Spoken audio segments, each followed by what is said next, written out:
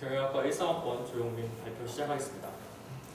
여러분, 스트레스를 많이 받거나 과로에 시달리실 때 이러다 쓰러지겠다 라는 말 많이 하시죠? 근데 어떤 이들은 이런 힘든 상황에서 실제로 쓰러지곤 합니다. 특히 요새 같은 시험 기간에는 밤샘이 잦아져서 쓰러질 확률이 더욱 높아집니다.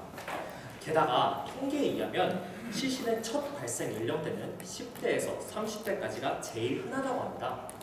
여러분들의 인생에서 오늘 처음으로 쓰러질 수도 있다는 말입니다. 그렇습니다. 20대가 아무리 건강해도 미주신경성 시신을 경험해 볼 수도 있다는 말입니다. 지난 설문조사 때 원인을 모르는 시신을 경험해 보셨다는 분 계셨죠?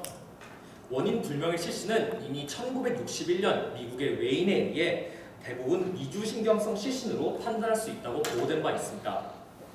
이처럼 생각보다 가까이 있는 이 문제에 대해 중학교 3학년이었던 2008년부터 시신을 반복한 저의 경험을 곁들여 오늘 여러분들의 혈관 미주신경성 시신에 대한 이해를 돕고자 합니다. 크게 세 가지에 대해 말씀드리겠습니다. 첫째, 책에서 이야기하는 혈관 미주신경성 시신에 대해 말씀드리겠습니다. 둘째, 여러분들이 가장 걱정하신 부분, 위험과 발현 가능성에 대해 설명하겠습니다. 셋째, 저의 경험을 토대로 이에 대처한 법을 소개하겠습니다. 그럼 먼저 의학 책에서는 혈관 미주신경성 시신을 어떻게 바라보는지 설명하겠습니다.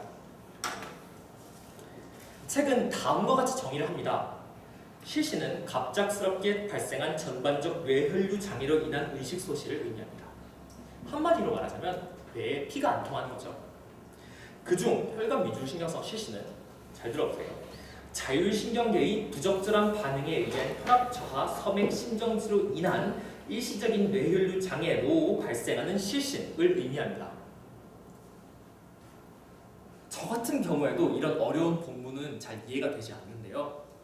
비유를 하자면 자동차가 내려갈 때 브레이크를 확 걸면 자동차가 멈추겠죠. 이와 마찬가지로 혈압이 떨어질 때 자율신경계에 이상이 있으면 브레이크를 너무 강하게 걸어버려 사람이 쓰러지게 되는 겁니다. 이러한 혈관 미주신경성 시신의 유발 상황은 다양합니다.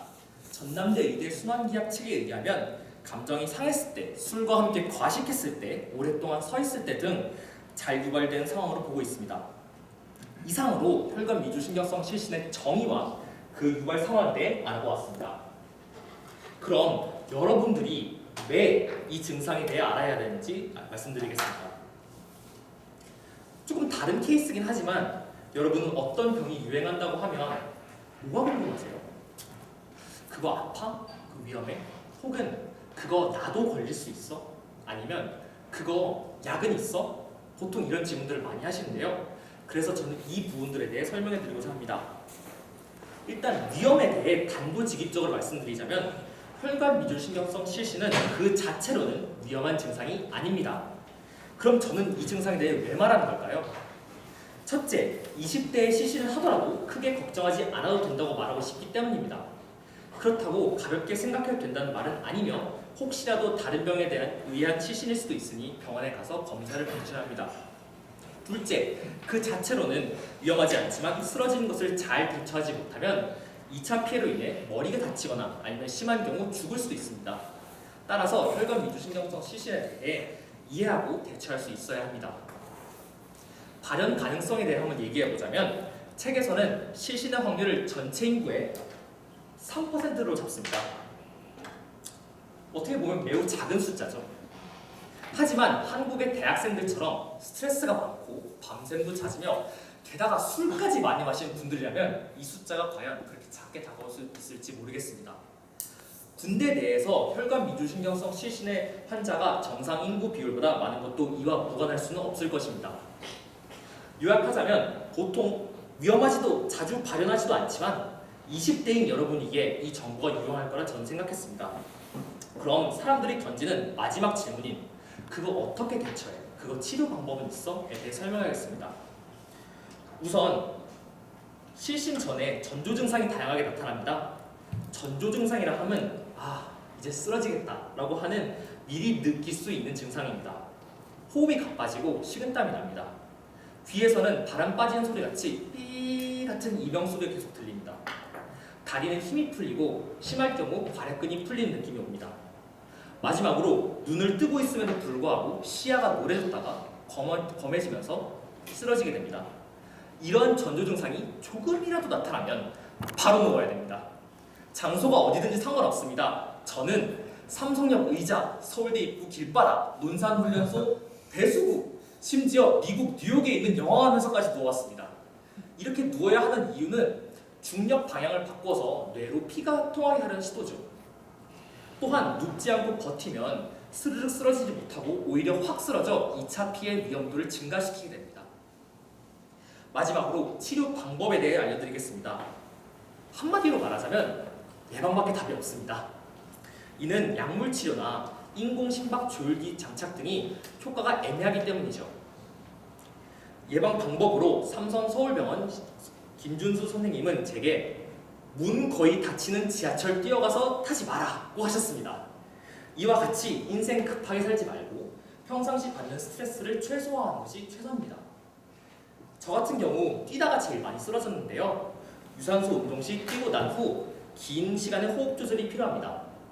이는 보통 뛰고 나서 혈압이 떨어질 때 신경계가 압박을 버티지 못하고 브레이크를 확 밟아버리기 때문입니다.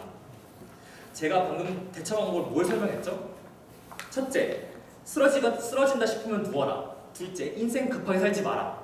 셋째, 뛰고 난 후 더 조심하자. 이 세 가지면 충분히 예방, 대처가 가능합니다. 그럼 이를 포함하여 제가 논의한 부분들을 정리해 보도록 하겠습니다. 첫째, 혈관 위주신경성 실신은 브레이크를 과도하게 밟아버린 자동차와 같은 것입니다. 이는 과한 스트레스, 격한 감정, 장시간 서있기, 과음 때문이죠. 둘째, 혈관 위주신경성 실신은 생각하신 것만큼 통계적으로 위험하지도 발현 가능하지도 않습니다. 그렇다고 무지한 것은 좋지 않습니다. 이에 대해 알아감으로써 우리 20대의 걱정을 덜고 2차 피해를 막을 수 있습니다. 게다가 전체적 확률은 낮지만 우리들이 처한 상황상 충분히 높은 확률로 일어날 수 있는 문제입니다.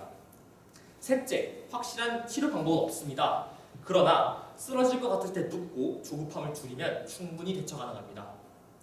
여러분들이 혹시 쓰러질 때 오늘 제 발표가 여러분들의 걱정을 덜는데 많은 도움이 되었으면 좋겠습니다. 저도 불편하긴 합니다만 평생 함께할 친구라 생각하고 인생 편하게 살합니다. 감사합니다.